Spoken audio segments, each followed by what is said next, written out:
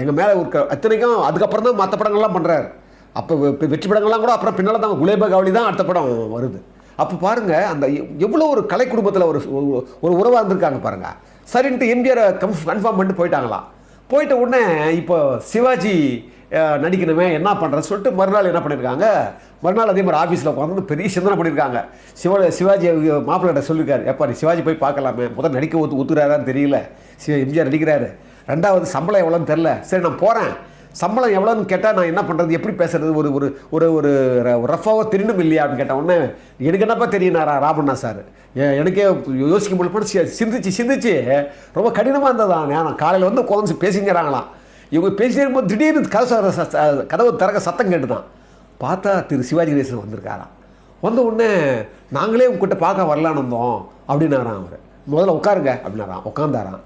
உட்காந்த உடனே ஒரு வித்தியாசமான கதை பண்ணியிருக்காரு.